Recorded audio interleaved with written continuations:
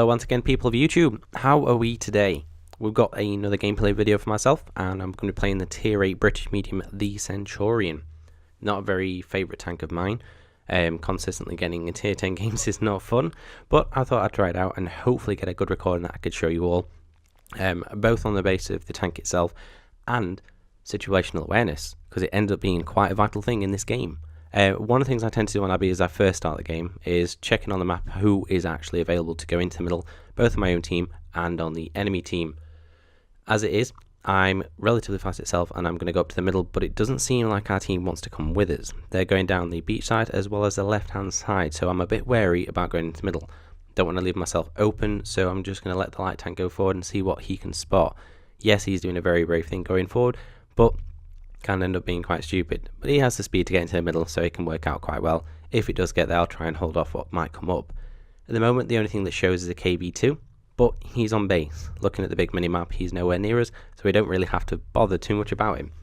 Again, I'm looking back and I'm seeing on the map that no one has actually bothered coming our direction, so I'm not wanting to go forward and make a move, especially now that VK Alpha has turned up. Going all down, I'm trying to make sure that I don't do anything to get myself hit. Knowing though that the turret is strong on the Centurion, I know that I can peekaboo out, use the amazing gun depression to take pot shots at people. Unfortunately, get a nice shot into the E2. If I hit his upper front plate, it would have definitely bounced. Now the VK Alpha, I'm trying to take little pot shots at his commander's hatch. His health is rather an issue because he's a tier 8 heavy tank. He does have a lot of health with him, so I'm trying to make sure that I don't do anything that would put myself under pressure or put myself in a position where I'm going to get hit on several occasions. If I can do, what I would like to do is to push him back. I know that if I can get a couple of good shots into him, what he will end up doing is running away. At the moment though, I'm not getting any shots into him. I'm only seeming to get bounces or shots that don't want to go anywhere. Fortunately, the shot into the commander's hatch there did pen. And again, a really nice shot, little quick snap. And got him again. 500 HP gone.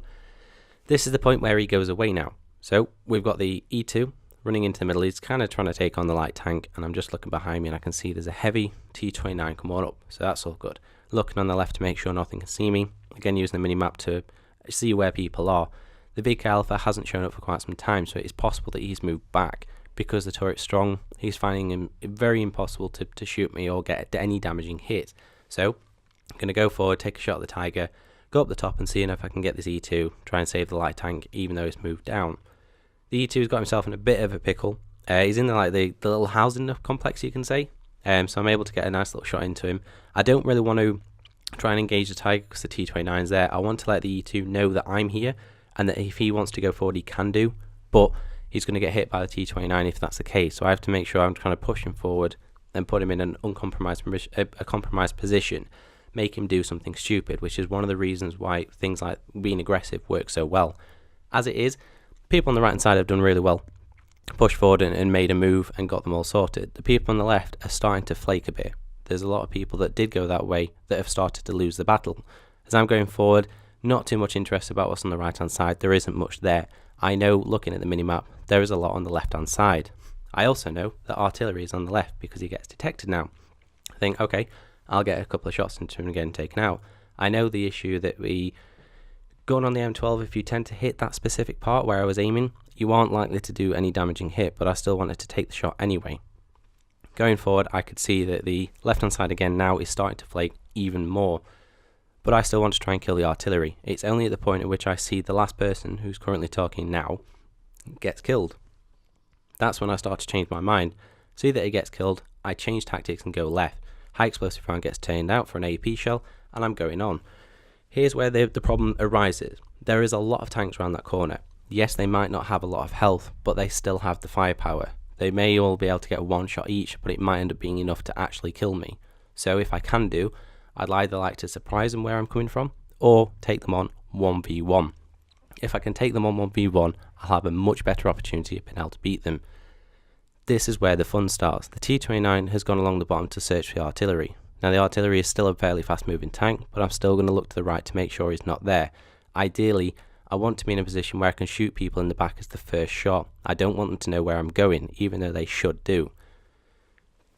this is where the spanner gets thrown into the works slightly. There's a tank that I wasn't expecting to come back. I was sort of, well, kind of hoping that they would actually come back on themselves, because it would thin them out. A few people would still go forward and a few people would still go back. Here's a low, and it's at the point that he starts firing premium, and I was like, okay, he really needs to make sure that he gets penned and removed from the game as much as possible. Because the move pushes him forward and the artillery is on the right hand side, I don't really need to do much at the moment. There are people in the middle who are able to get the shots off.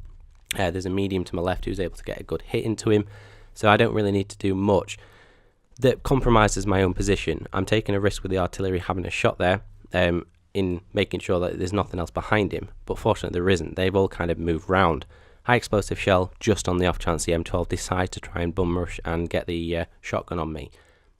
As it turns out, he still stays around the corner. Now, he is a very, very big threat. This is where their team starts to turn around and come back. Big mistake. This is, again, kind of what I wanted. I don't know what happened. I think the T-29 took a lot of their attention away from me, because they all turned their attention to him. Whether they thought that there was another tank behind me, I don't know. But this is where my advantage comes in. Currently only on 1 kill with 11 damaging hits, so I'm doing rather well. There's a slight little side panel on the left hand side of the M12 gun that I want to hit. I know by doing that I won't get hit myself by his gun, because he's more than likely going to hit the side of the hill. So that's exactly where I aim, and that's exactly where I aim again and get the final shot on him. Fortunately, kills him outright. The T-29 didn't fare too well on the right, but that doesn't matter too much. I'll take a quick pop shot at the AMX, roll back, and then try and use the tanks that are dead as cover for the hammer to shoot me, if he can't. But it turns out he can't do, because he's just slight in the top. But fortunately I get a nice shot into the top of his turret. Now this is where things get very, very interesting. At the moment they know where I am. I want to give the illusion, because I'm still detected, that I'm still facing forward trying to shoot the hammer.